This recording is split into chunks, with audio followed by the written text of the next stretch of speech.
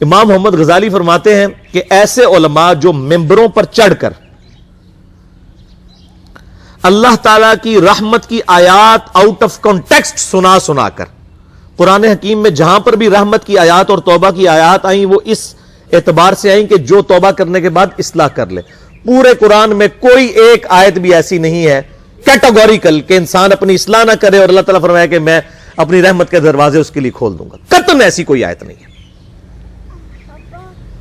تو جو علماء، امام غزالی فرماتے ہیں کہ اللہ کی رحمت کی آیات سنا کر لوگوں کو اللہ تعالیٰ سے غافل کر رہے ہیں، کیا یہ لوگوں کو یہ میسج دینا چاہتے ہیں کہ قرآن حکیم میں جو اللہ کے نافرمانوں کے لیے دھمکیاں آئی ہیں یہ سب کی سب فضول باتیں تھیں، اور انبیاء کرام علیہ السلام جو اللہ کے عذاب سے ڈراتے رہے یہ صرف شغل میلہ تھا اور آخرت میں کوئی پکڑ نہیں ہونی؟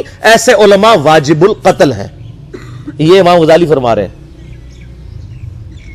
کہ حکومت وقت کا کام ہے کہ ان پر توبہ پیش کرے، ورنہ ان کو قتل کروائے، ان علماء کو جو اللہ تعالیٰ کا یہ غلط تصور پیش کر کے لوگوں کو اللہ کا باغی بنا رہے ہیں. اور اکثر وائزین اس وقت یہی ہیں اور لوگ انہی کی باتوں کے اوپر خوش ہیں، انہی این جی اوز کی باتوں کے اوپر خوش ہیں، انہی دنیا دار علماء جو دنیا داروں کو خوش کرنے کے لیے باتیں کرتے رہتے ہیں اور کہتے ہیں اللہ تعالیٰ بڑا غفور رحیم ہے، جو مرضی کرو، اللہ نے ساڑی نمازاں نہیں چاہیے دیا.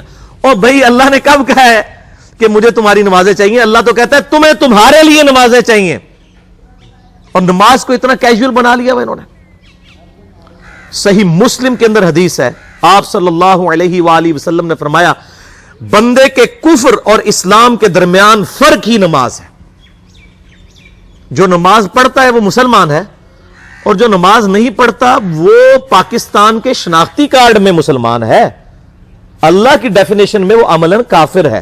صحیح مسلم انٹرنیشنل نمبرنگ کے مطابق 246 نمبر حدیث ہے. آپ جا کے پی ڈی ایف کھول لیں، اسلام 360 میں جا کے 246 نمبر حدیث صحیح مسلم کتاب الایمان چیپٹر میں کھول کے دیکھ لیں کہ بندے کے کفر اور اسلام، شرک اور اسلام کے درمیان فرق ہی نماز ہے. آپ بے شک اپنے آپ کو مسلمان کلیم کرتے رہے، لیکن وہ شناختی کارڈ والا مسلمان ہے، نکاح طلاق والا مسلمان ہے، اس کا جنازہ بھی پڑھ دیا جائے گا، پیدا ہوگا اذان بھی دے دی جائے گی. اللہ کے حضور وہ مسلمان نہیں ہے، وہ بس کلمے کا ہی ہم احترام کرتے ہیں، ادروائز تو عملاً کافر ہے وہ. اسی طریقے سے جامعہ ترمذی میں حدیث ہے، سنن نسائی کے اندر حدیث ہے، سنن ابن ماجہ کے اندر حدیث ہے کہ آپ صلی اللہ علیہ وآلہ وسلم نے فرمایا جس نے نماز چھوڑ دی گویا اس نے کفر کیا. من ترک الصلاۃ متعمدا فقد کفر. اب اس سے زیادہ اور کیا سخت بات کی جائے کہ کسی کو یقین آئے کہ جس نے جان بوجھ کے نماز چھوڑ دی اس نے کفر کیا. اب جان بوجھ کے یہ نہ سمجھیے گا کہ جی میں بال بچوں دے وہ کمائی کرتا رہنا تھا منو ٹائم نہیں ملتا. جان بوجھ کی ڈیفینیشن بھی نبی علیہ السلام نے بخاری اور مسلم میں موجود ہے کہ اگر کوئی شخص بے ہوش ہو جاتا ہے یا سویا رہ جاتا ہے، یہ دو آپشنز ہیں، یا تیسرا آپشن ہے وہ بھول جاتا ہے، تو جیسے یاد آئے اسی وقت وہ والی نماز پڑھ لے. لیکن جو شخص دنیا کو ٹاپ پرائورٹی مانتا ہے، اپنا آفس چھوڑنے کے لیے تیار نہیں، اپنا کلینک چھوڑنے کے لیے تیار نہیں ہے، اور اپنی دکان چھوڑنے کے لیے تیار نہیں ہے نماز کے لیے، تو ظاہر ہے کہ وہ تو اپنے آپ کو دھوکہ دے رہا ہے. اللہ تعالیٰ تو اپنے معاملات کے اندر بالکل اسٹریٹ فارورڈ ہے. بالکل یہ ذہن میں رکھ لیں. جامعہ ترمذی میں صحیح سند کے ساتھ موجود ہے، عبداللہ بن شفیق تابعی رحمہ اللہ تعالیٰ کہتے ہیں کہ صحابہ کرام علیہم رضوان صرف نماز کے چھوڑنے کو ہی اعمال میں سے کفر سمجھتے تھے. یعنی وہ کسی کو نماز پڑھتا ہوا دیکھتے تھے تو کہتے تھے یہ مسلمان ہے، اور کسی کو نماز پڑھتا ہوا نہیں دیکھتے تھے تو وہ کہتے تھے یہ کافر ہے. یہ جامعہ ترمذی ہے، یہ کوئی سٹوری بک نہیں میں سنا رہا آپ کو.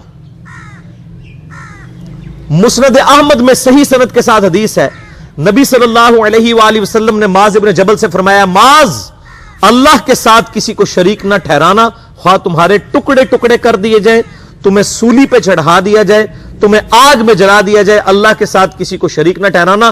اور معاذ نماز بھی نہ چھوڑنا، کیونکہ جس نے نماز چھوڑ دی اللہ تعالیٰ کے ذمہ کرم سے وہ نکل گیا. اللہ کے حضور اس کے لیے کوئی حصہ نہیں ہے جس نے نماز چھوڑ دی.